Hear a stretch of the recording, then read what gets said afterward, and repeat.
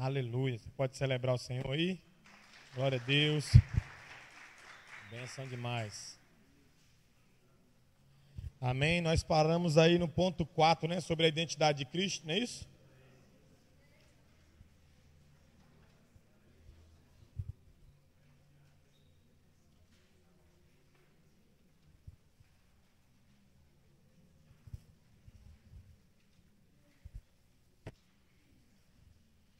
Aleluia.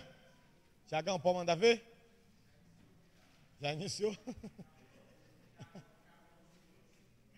Então, amém. Vamos lá. Ponto 4 aí, amém, gente?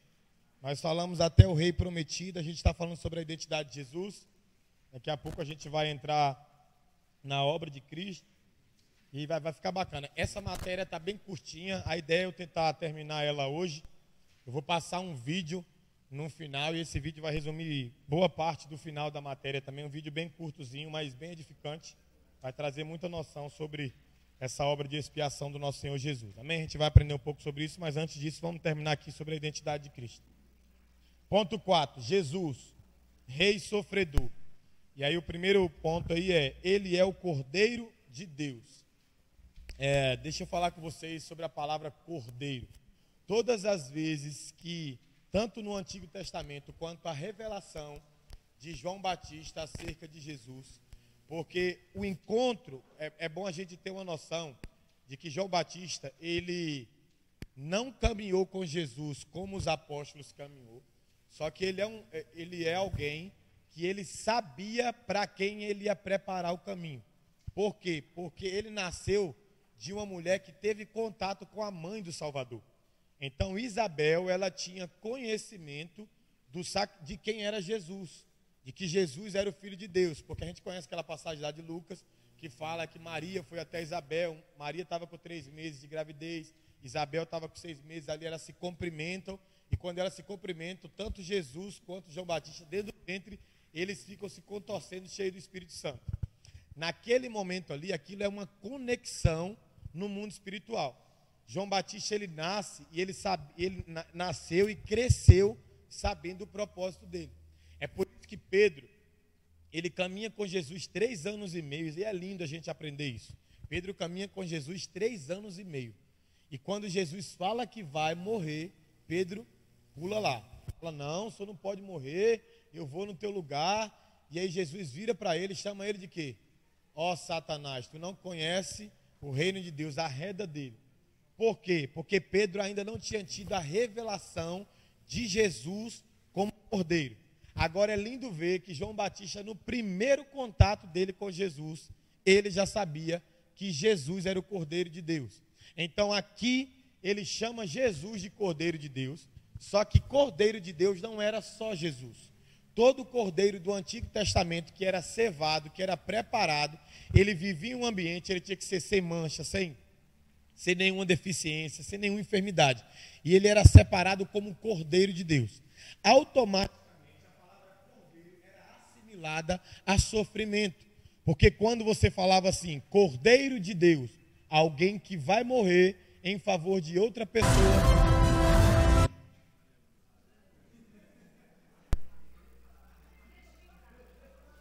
É isso que dá esse coloio aí, essa gangue aí. Vou espalhar vocês daqui a pouco. Então, todas as vezes que você via no Antigo Testamento sobre Cordeiro de Deus, lembra aquele sacrifício de Isaac lá? Quando Abraão vai sacrificar Isaac, que ele fala que crê numa provisão. Aí quando Abraão vai para sacrificar, Deus fala assim, olha para trás, eis que o cordeiro já está aí. Aquele cordeiro ali era um cordeiro para o sacrifício, logo era um cordeiro de Deus, também conhecido como cordeiro do sofrimento, porque ele ia sofrer, ia morrer em favor de outra pessoa para glorificar o nome de Deus. Quando você vê na Bíblia o único rei que pode ser denominado rei sofredor é o nosso Senhor Jesus. Por quê? Porque todos os outros reis bíblicos, ainda que eles sofressem, eles não tiveram um propósito de martírio, de morrer em favor de alguém. Você vê Davi, você vê todos os outros reis, eles não tinham essa função. Então, o único rei que nós podemos chamar de rei sofredor, ao mesmo tempo que ele é o soberano, ele é o soberano que sofreu, que decidiu sofrer. Você não vê Jesus andando em terra como um rei comum da terra andava. Jesus não andava, ele não tinha roupas reais, ele não tinha um palácio, ele não tinha riquezas como um rei comum da época tinha, ele não tinha uma palavra última no sentido de quando ele falasse, todo o povo tinha que obedecer, gostando ou não. As pessoas podiam, como fizeram, repudiar Jesus, rejeitar Jesus, discordar dele, mesmo ele estando correto. Então, o único rei bíblico que não tinha diante do povo uma autoridade terrena para falar algo e aquilo ser daquele jeito era Jesus. Os outros não. A gente sabe que, por exemplo, Nabucodonosor, um rei desviado, dentro da Babilônia, exceto aqueles momentos em que Deus precisava quebrar a autoridade dele, mostrar quem estava no comando, o que Nabucodonosor falava é o que tinha que acontecer. Logo, esses reis da terra, tanto ímpios quanto reis judeus, eles não tinham as características de um rei sofredor. O nosso não. O nosso Senhor Jesus, ele é conhecido biblicamente como o rei sofredor. É por isso que na revelação de João Batista, lembra que eu falei que lá no início, aquele encontro de João Batista com Jesus era para ter uma conexão? Porque pensa, você dá 3 anos e meio com a pessoa e não descobriu o propósito. Aí vem alguém que conhece aquela pessoa aparentemente naquele momento, e o texto a frase que João Batista fala é esse versículo que está aí, ó. E no dia seguinte, embaixo do cordeiro, ele é o Cordeiro de Deus. E no dia seguinte, João viu Jesus que vinha em sua direção e disse: este é o que tira o pecado do mundo. Como que alguém que está tendo o primeiro contato físico ali, de forma adulta com Jesus, sabia que Jesus era o Cordeiro de Deus? Porque alguém nasceu com o propósito de preparar o caminho para Jesus. Então isso é lindo. Nós, como igreja, precisamos andar no mesmo lugar, porque nós temos uma característica de João Batista. Qual? João Batista preparou o caminho para a primeira vinda. A igreja está preparando o caminho para a segunda vinda. Então nós temos que ter uma noção de quem é o nosso rei. Quando ele veio a primeira vez, ele veio como um rei sofredor. Eis o Cordeiro de Deus, aquele que morreria, sofreria, que tira o pecado do mundo. Quando ele vier agora, ele vai vir apenas como um rei glorioso. Amém? Amém, gente? Ele virá como um rei glorioso. Por quê? Porque ele já padeceu como Cordeiro de Deus. Então é importante, até acerca de ministério, você ter essa noção. Pedro, enquanto andando com Jesus, não entendeu as palavras de Jesus. Principalmente referente à cruz, à renúncia, a abrir mão de algumas coisas. Por quê? Porque Pedro estava impregnado no caráter de Pedro. Ele servia a um rei que ele podia defender da maneira que ele quisesse. E nós não defendemos Jesus da maneira que nós queremos. A gente defende Jesus com o caráter de Jesus. E às vezes, para defender Jesus, a gente vai ter que passar por situações que Jesus passou, inclusive situações de sofrimento. Lembra quando prenderam Jesus? Pedro vai lá, arranca o que da cintura? Uma faca, uma espada. E o que ele faz com o menino? Arranca a orelha. Por quê? Porque na mentalidade dele, ele é o meu rei. Só que ele pensava, ele é um rei político, eu tenho que defender ele com as forças humanas. Jesus pega a orelha do menino de Malco, cola no lugar e fala o quê? Eu não pertenço a esse tipo de lugar. Não vim ferir as pessoas, vim salvar as pessoas. Então a gente precisa entender que o nosso rei é um rei sofredor. Quem aqui é um discípulo de Jesus? Então logo o sofrimento faz parte da sua caminhada. Amém? Porque a Bíblia diz que não é o mestre, não é o discípulo maior do que o mestre, não é o servo maior do que o seu Senhor. Isso são palavras do nosso Senhor Jesus. Então, tudo que ele passou em uma esfera menor, porque nós não suportamos, nós iremos passar também. Amém? Então, como rei sofredor, ele é o Cordeiro de Deus que tira o pecado do mundo. Alguém que veio santo, morreu como pecador, para remir nós dos nossos pecados. Amém? Segundo ponto. Ele salvará o seu povo do pecado. Está aí o texto. Um anjo do Senhor apareceu-lhe em sonho, dizendo: José, filho de Davi, não temas receber Maria, tua mulher, pois o que nela foi gerado é do Espírito Santo. Ele dará à luz a um filho. Ela dará à luz a um filho, a quem dará o nome de Jesus, porque ele salvará o seu povo de seus pecados. Então, olha que coisa interessante. Tem algumas frases tipo assim, né? Deus ama o pecador, mas odeia. Mas você já viu pecado fora do pecador? Já viu? Você já viu pecado fora do pecado? Qual foi o dia que você viu um pecado fora de um pecador? Não tem como. Não tem como. Então, logo, Deus tanto odeia o pecado quanto o pecador. Só que nós temos algumas características depois que encontramos Jesus. Nós somos santificados, somos remidos, somos justificados, a graça nos alcança. Nós começamos a viver uma vida justa. A Bíblia fala que ele veio, o que? Nos salvar dos nossos pecados. Pecado é um lugar de apuros? Sim ou não? É um lugar de morte?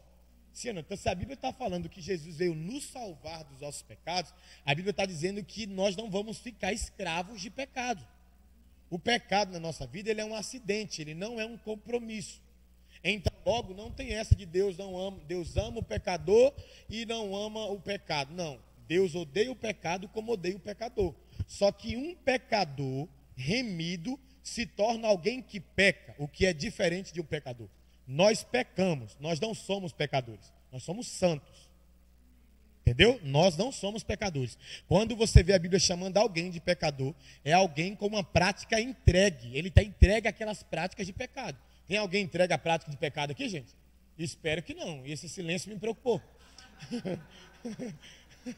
De verdade, esse silêncio me preocupou.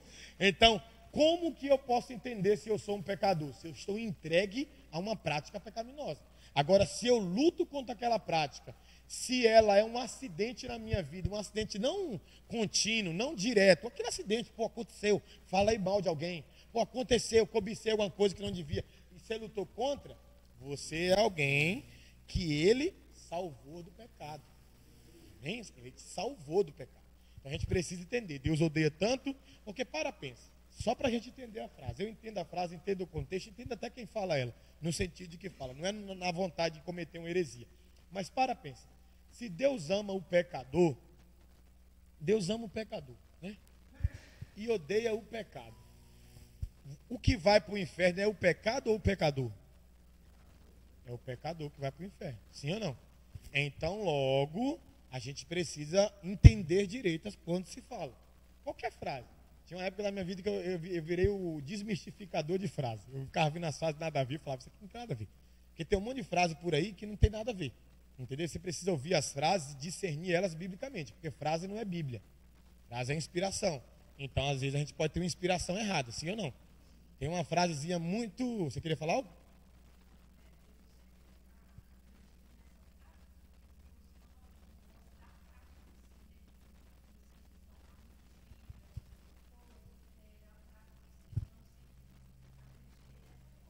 Mas aí eu vou te explicar o porquê que não é bom acreditar dessa forma. Eu vou chegar aí onde você está falando. É bom que a Fernanda falou. Mas só para você ter ideia sobre aquilo que eu estava falando, de ter cuidado com as frases. Tinha uma frase bombando nas redes sociais aí, sobre José. E a frase era a seguinte, sobre irmãos na igreja. A frase era a seguinte, quem vendeu os irmãos foi José. Quem teve inveja do irmão de Davi foi os irmãos. Aí foi falando de homens que tiveram irmãos e os seus irmãos falharam com eles. Aí a frase termina assim, seu negócio é com Deus, não é com seus irmãos. Aí eu olhei aquilo e falei, opa, não. Meu negócio é com Deus, mas também é com os meus irmãos. Sim ou não? Nosso negócio é com Deus e com o povo de Deus, os nossos irmãos. Então logo não tem essa, meu negócio é só com Deus não. Deus é um Deus de comunhão. Mas voltando aqui para o texto, então quando eu olho para a frase no sentido de Deus ama o pecador, mas odeia o pecado, não dá para separar isso. É nesse sentido, não dá para separar o pecador do pecado. E aí, como é o pecador que vai para o inferno, qual é a consciência, como que seria certo a gente ensinar para vocês, para as pessoas? Olha, mesmo você como pecador, existe um sangue disponível a remir você, a perdoar você. Deus te amou, o que não quer dizer que Ele te ama nessa prática, entendeu? Deus nos ama incondicionalmente. Mas ele não, por exemplo, eu amando o meu filho Nicolas, numa consciência aqui humana, eu amando o meu filho Nicolas, se eu pudesse levar ele para um lugar de eternidade, mesmo ele pecador, eu levaria numa consciência humana. Por quê? Por causa do amor ao meu filho. Sim ou não? Mas quando eu olho para o tipo de amor divino que não sobrepõe, nem é diminuído a nenhum outro atributo de Deus, é como uma vez eu falei que eu vi o Ângelo Caso falando.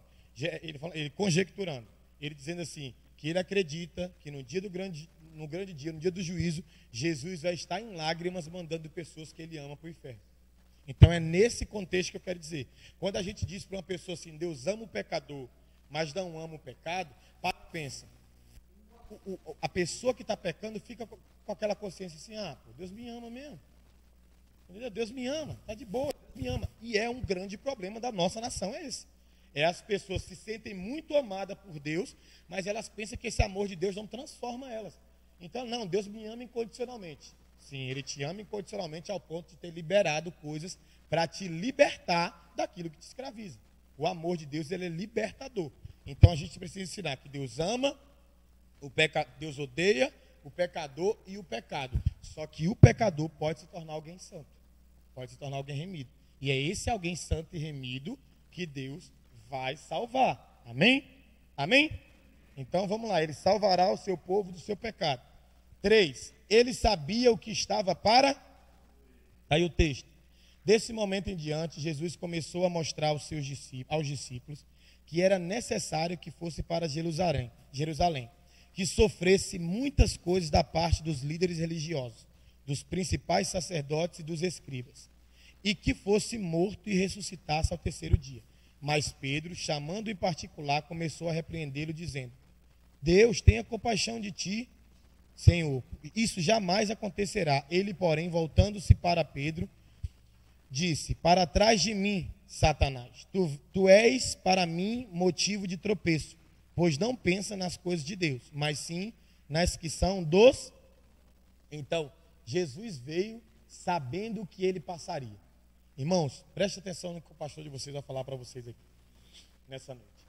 Cuidado quando alguém tentar te tirar do propósito com palavras de alívio, de refrigério.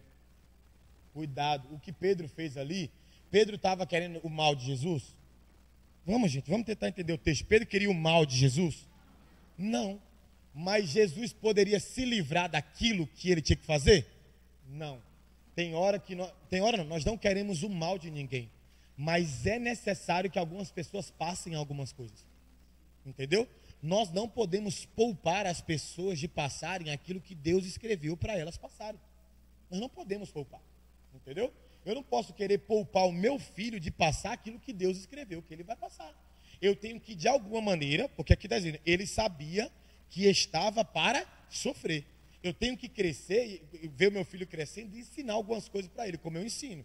Falo, olha, por exemplo, aqui a galera da igreja aqui vai lembrar. Hoje eu não faço tanto porque ele lida muito bem com isso.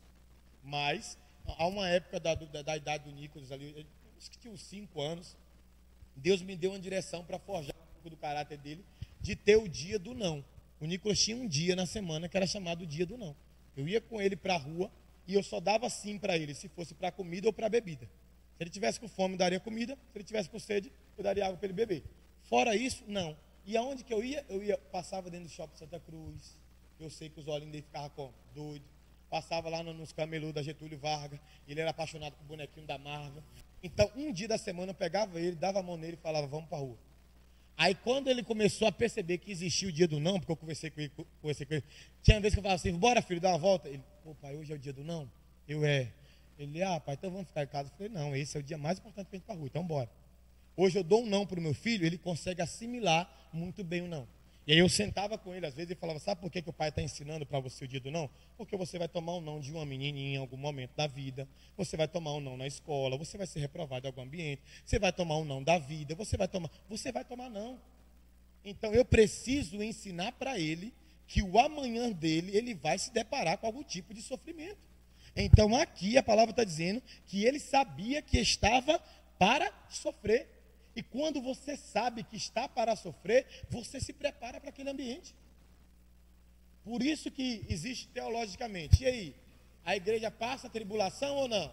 Uns passam, outros não passam. É melhor viver como se passasse. E se não passar, amém. E se passar, estaremos preparados para passar. Porque pensa em você vivendo uma vida, não, eu vou ser arrebatado antes da grande tribulação. Aí de repente 3 anos e meio se passa do anticristo, a grande tribulação bate e nada, e tu aqui, despreparado, porque achou que ia ser arrebatado antes. Aí vai negar o Senhor Jesus só de ouvir as notícias no jornal. Só de ouvir as notícias vai negar. Então nós precisamos ter uma consciência. Jesus sabia que estava para sofrer. Você e eu, nós precisamos saber que estamos para sofrer algumas coisas também. E nós precisamos nos preparar. Jesus se preparou tanto que quando Pedro tenta poupar ele daquele lugar, o que ele diz? Ele percebe que aquilo não era nenhuma influência humana. Ele fala assim, arreda dele, Satanás, porque tu não conhece as coisas do reino de Deus. Imagina Pedro ouvindo aquilo. Minutos antes, Pedro tinha tido o quê? Uma revelação. Tu és o Cristo, Filho de Deus? Reconheceu Jesus como Cristo, Filho de Deus vivo, mas não reconheceu ele como o Cordeiro de Deus que iria sofrer. Então nós precisamos assimilar essas coisas. Jesus sabia que estava para sofrer. Quando o sofrimento bater na sua porta, pergunta se não tem um propósito de Deus. E tira de letra esse sofrimento aí. Porque a Bíblia diz o quê? Que junto com toda aprovação tem um quê? Um escape. A Bíblia diz o quê? Feliz o homem quando for provado, porque quando for aprovado receberá a coroa de glória. Palavras do Senhor Jesus: tenho-vos dito essas coisas para que em mim tenham paz. No mundo tereis. Então Jesus nunca mentiu para a gente. Ele nunca mentiu. Nós precisamos nos preparar para esse ambiente. Ele nunca mentiu. Se ele sofreu, nós iremos sofrer também.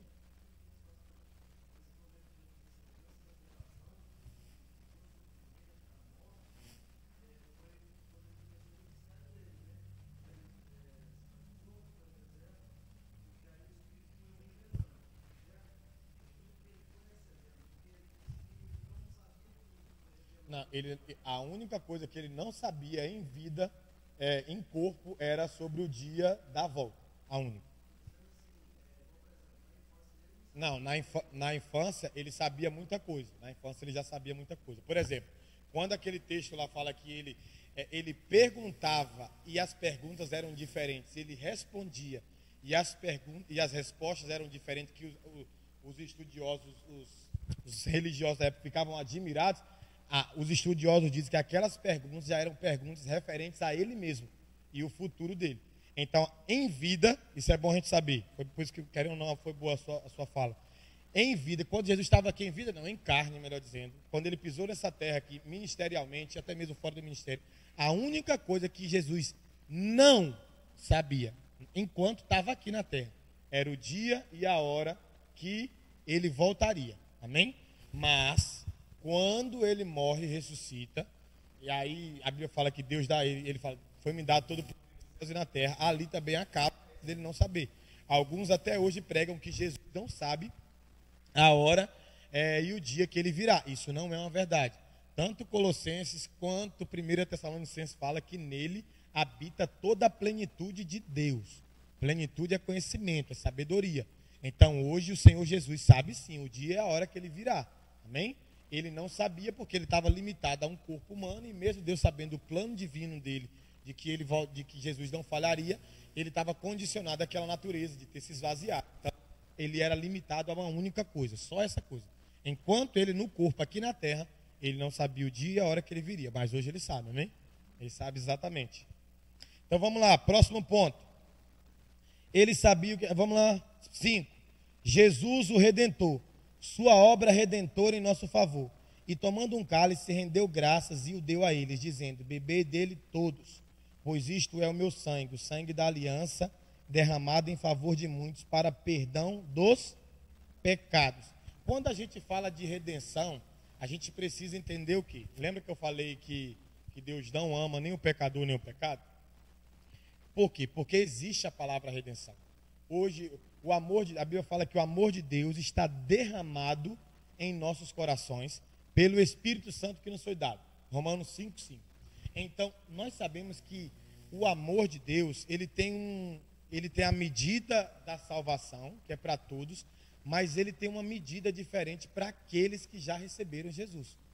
Por exemplo, Jesus fala assim, que ele ama, ninguém tem amor maior do que esse, melhor dizendo. Se você conseguir pôr ali, Carlos, põe para mim, esse texto está em João 15:11. Dá uma olhada, está em João 15, acha ali e põe ali para a gente.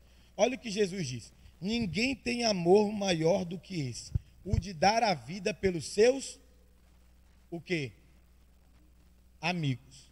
Então você está vendo aqui que para nós é como se o amor de Deus fosse diferente, porque existe o amor da salvação, mas existe o amor do relacionamento. Isso a gente pode contextualizar até dentro da nossa vida. Por exemplo, um é um amor que você sente pela sua esposa, pelo seu marido, sim ou não? Outro é o tipo de amor que você sente por qualquer outra pessoa.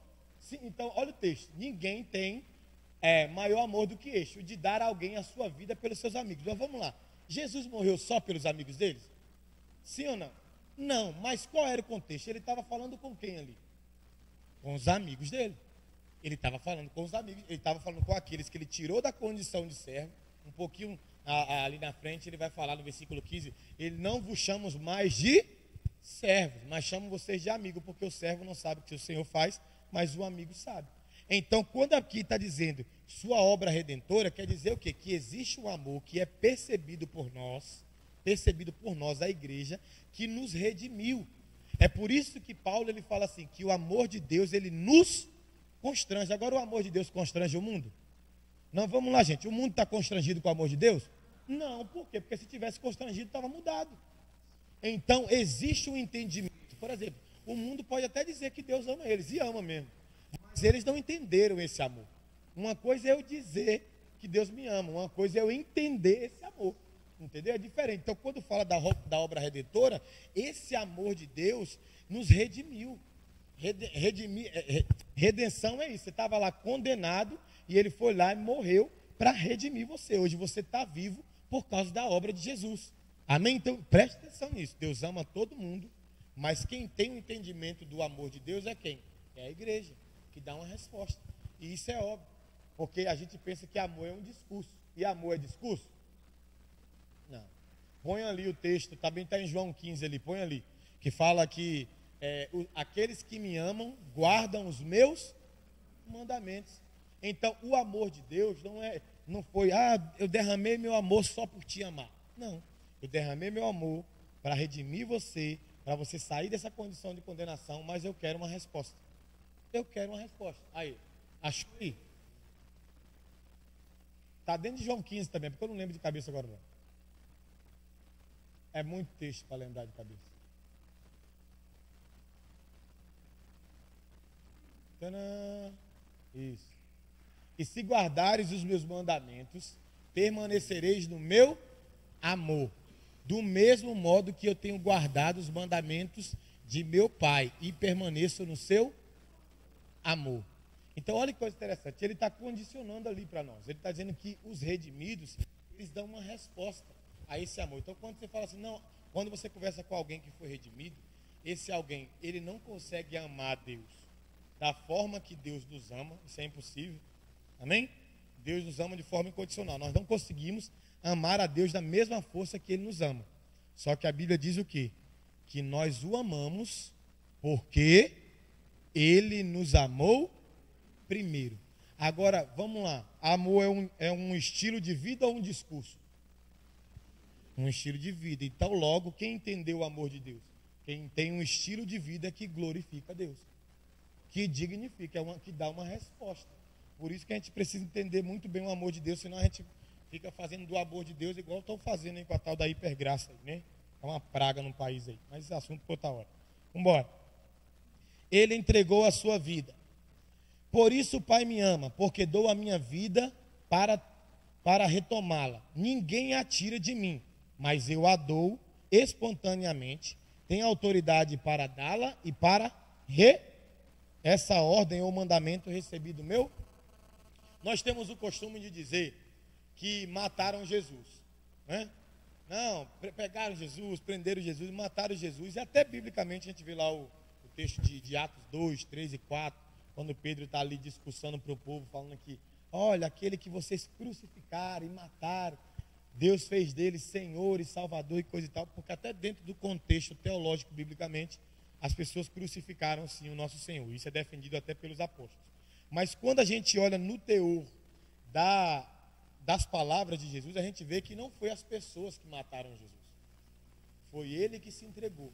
E ele veio com esse encargo da eternidade. Ele fala assim, ninguém tem o poder de tirar minha vida. Então logo ele está dizendo assim, não é vocês que estão me matando não, tá? Eu estou me entregando. E não é vocês que vão me ressuscitar, não. Quem vai me ressuscitar é meu Pai. E isso tudo está condicionado a uma aliança que eu fiz com ele na eternidade. Esse mandamento eu recebi do meu Pai. Não é errado você dizer que as pessoas crucificaram Jesus. Agora, é errado você pensar que Jesus foi crucificado sem um entendimento de que ele seria. Entendeu? Ele sabia que ele iria ser crucificado e ele veio com essa ideia de ser crucificado.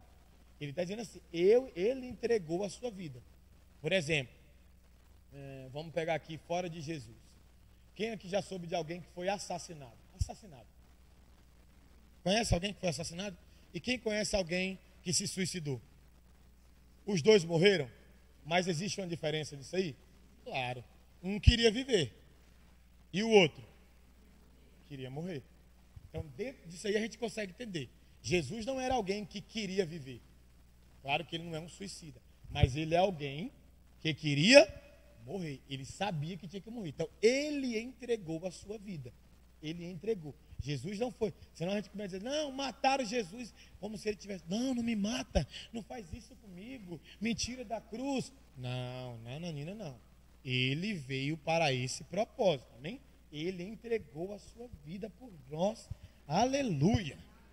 Aleluia. Ele veio com esse mandamento. Ele veio para servir e dar a sua vida. Quem entre vós quiser tornar-se grande, será o que vos servirá. E quem entre vós quiser ser o primeiro, será servo de todos. Pois o próprio Filho do Homem, você vê que Filho está com letra maiúscula, falando da pessoa de Jesus. Pois o próprio Filho do Homem não veio para ser servido, mas para servir e dar a vida em resgate de muitos. Então ele veio para servir e dar a vida. Pode virar a página e eu explico essa parte aqui. Está faltando. Então ele veio para servir e para dar a vida. E veja bem comigo. A palavra serviço já tem a ver com dar a vida, sim ou não? Porque quando você diz assim, eu sirvo as pessoas, você de alguma maneira está entregando parte da sua vida às pessoas. Então Jesus está dizendo assim, olha, no meio dessa galera aí, os grandes só são servidos. Você vê em João capítulo 13, Jesus vai, ele começa um discurso de dizer quem ele era. No versículo 3 tem uma chave linda da obra de Jesus, que ele fala assim, olha, eu vim do meu Pai, retornarei para o meu Pai, mas antes eu vou cumprir toda a obra que ele me deu. Depois dele falar da obra e falar que ele veio do Pai e retornaria para o Pai, que era alguém de autoridade, ele pega uma toalha, coloca nos ombros, ele pega uma bacia, reúne os apóstolos e fala, senta aí que eu vou lavar os pés de vocês. Pedro pula lá, porque a gente sabe como é que é Pedrão, né? Pedro é 8 ou é 80. Ele não consegue ser o equilíbrio das coisas, né? Sabe aquele irmão que ou ele é nada ou ele é tudo? Ele não consegue andar no lugar de equilíbrio? Esse era Pedro. E aí Jesus senta os apóstolos e fala assim, senta aí gente, eu preciso lavar os pés de vocês. Os apóstolos ouvirem aquilo e saber que Jesus, eles consideravam Jesus como um Deus, aquilo foi uma afronta para eles. É tipo aquela situação lá de Jesus com João Batista, sabe? Me batiza, João Batista. Condicionamento ao entendimento dos apóstolos, condicionado ao entendimento dos apóstolos, era a mesma coisa. Os apóstolos olharam assim, que é isso, Jesus? Claro que o porta-voz era Pedro, né? Porque muita gente pensava igual, mas quem falava era Pedro. Você sabe que tem ambiente que é assim, né? Todo mundo pensa igual, mas usa aquele que gosta de falar, fala você. Vai lá. Você tem coragem de falar? Né? No nosso meio tem o corajoso para falar e aqueles que impulsionam, né? Vai lá, fala.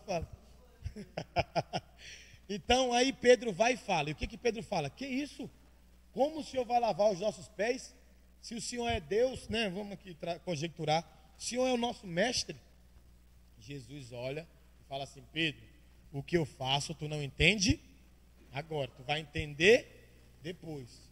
Mas se você não deixar eu lavar os seus pés, você não tem parte comigo. Aí Pedro fica com medo. Ele fala assim, oh meu Deus do céu. E aí, esse homem, eu não posso deixar esse homem lavar os meus pés, porque quem lava pés é quem? Escravo, servo. E agora, mas eu amo esse homem está dizendo que se ele não lavar meus pés, eu não tenho parte com ele. O que é que eu faço? Aí Pedro vai, então tá. Então não me lava só os pés, não, me lava todo. Viu como era 880? Jesus queria lavar só os pés. Ele não, os pés não. Ele, então tá, me lava todo. Aí Jesus, não, todo não. Só os pés. minhas palavras já têm purificado vocês. Eu não estou lavando os pés no sentido de que eles estão sujos. Eu estou lavando os pés, condicionando aqueles que eu estou levantando para entenderem uma coisa. Vocês vão chegar em lugares de destaque, vocês vão ter igrejas grandes, pessoas vão obedecer vocês, mas vocês precisam entender que vocês nunca podem perder o coração de servo. Entendeu? É isso que Jesus está ensinando para eles. E a prova disso é que em 2 pregações de Pedro, 8 mil membros na igreja, hein? Nossa, meu, se eu fosse um para cada pregação nossa, a igreja já estava lotada. 2 de Pedro, 8 mil membros na igreja. Então imagina, precisava de muita humildade e entender que ele estava naquele lugar para servir e para entregar a vida por aquele povo. Então Jesus ensinou, é tanto que ele fala, a partir de hoje, vocês precisam fazer isso com os seus discípulos. O quê? Quando chegar alguém na igreja, e isso de forma literal, seria até saudável qualquer igreja fazer. Em algum momento, em uma reunião de membresia, a liderança vir, pegar os pés dos membros e lavar os pés dos membros. Ensinar o texto, o porquê estão fazendo aquilo, tanto de uma forma profética, quanto de uma forma para manifestar humildade, mas seria interessante colocar aqui, ó, a igreja inteira, os novos membros, pegar os líderes e lavar os pés. Os líderes lavar os pés das pessoas. Para você ter ideia, quem que já foi no encontro com Deus? Quem tem? Quem aqui, igual a mim, para você ver, ó, claro, experiência é experiência. Mas qual foi a parte mais marcante do seu encontro com Deus? Fala aí rapidinho. Levanta a mão e fala. A parte da cruz. O seu foi, o meu também. Espírito Santo. Vai, quem mais? Peniel. Para mim também. Então tá aqui 3 pessoas. Ó, eu vou pegar só os 3 aqui. Claro que isso não é regra, tá, gente? Eu estou dizendo assim, que, por exemplo, quem me consagrou ao ministério pastoral foi o apóstolo César, o pastor César, o pastor Edmar e o apóstolo Alexandre. E eu passei em 2 encontros, um da Nazareno, aqui em Juiz de Fora, logo quando eu me converti, e a segunda vez eu passei no Rio de Janeiro, com a galera que nos ordenou ao ministério pastoral. E aí eu lembro que eu estava no final do encontro com Deus, assim, e aí o pastor César estava ministrando e eu tinha referência daquele cara de autoridade, coisa e tal, blá, blá, blá, blá. E aí ele estava ministrando o lava-pés, né? O famoso lava-pés. E aí, cara, quando ele pegou a bacia assim, ele desceu com a toalhinha no ombro, pegou a bacia, veio até mim. Eu lembro que foi o primeiro que ele lavou os pés. Ele veio até mim. Ele foi, e o lava-pé tem hora que é até bom preparar os irmãos no encontro com Deus, né? Porque de vez em quando a gente está com aquele tênis surrado, com o chulezinho. Não, mas é sério, acontece, eu estava desse jeito. Porque você sabe, que qualquer suadinha, eu falei, e quando ele começou a dizer que ia lavar os pés, eu falei, na hora que eu tirar esse tênis, ele vai cair. Irmão, mas aqui, brincadeiras à parte, só para a gente descontrair. A cena foi essa aqui, ó. Aí ele pediu para a gente sentar, né, ele preparar as cadeiras, aí eu sentei, aí ele veio assim, a referência que eu tinha dele, né? Meu pastor, o cara que me ordenou ao ministério, uma autoridade espiritual, alguém que eu chamo de Senhor, alguém que fala no meu coração, e uma série de coisas de alguém que eu via como uma autoridade sobre a minha vida. De repente, esse cara ajoelha perto de mim, desamarra os meus sapatos, esse cara começa a tirar os meus sapatos, pegar a água, jogar, beijar os meus pés e enxugar. Irmão, pensa num homem que virou uma lágrima, mas eu chorava culposamente, nem sei se existe essa palavra, desesperadamente. Eu chorava e eu botava a mão nele e falava, tá bom. Ele, filho, eu sei o que eu estou fazendo. Isso aqui vai ajudar muito você na sua chamada. Vai ajudar muito você na sua chamada. Você está me vendo aqui numa condição de que você estava acostumado com o contrário, né? Mas se você entender o que eu estou fazendo aqui, você nunca vai perder a humildade. Então, por isso que de vez em quando é saudável, irmão. Quando você liderar alguém, você mostrar para esse alguém que você não é alguém que quer estar naquele lugar. Você foi colocado naquele lugar para servir ele, para dar a vida por ele. E às vezes servir não é, vai, faz para mim. Não, eu vou fazer para favorecer você. Então a igreja não pode perder essa natureza. Ela pode crescer, ela pode enriquecer, ela pode ficar cheia de palavras de revelação. Ela pode ter 1000 pastores, mas ela não pode perder a essência de servo. Amém? Amém? Então vamos lá. Próxima página. A obra de Cristo. Ponto 1, a expiação. Quem aqui conhece a sistemática do Wayne Grudem? Uma boa sistemática para você comprar. Só aqueles dois lá, os dois lá. Apaixonados, eles que me deram. Não, quer dizer, a sistemática foi o Carlos que me deu, né? Ele e a Emily me deram outros livros. Não, o Carlos não me deu, ele me emprestou. O Carlos me emprestou a sistemática e falou assim. Aí eu falei assim, né? Eu lembro que no dia ele me emprestou, fui para o meu terraço, e eu estava estudando sobre a ceia do Senhor. Falei, vou lá direto na ceia. Tem uma parte da ceia, é bem dividida, a sistemática dele é perfeita.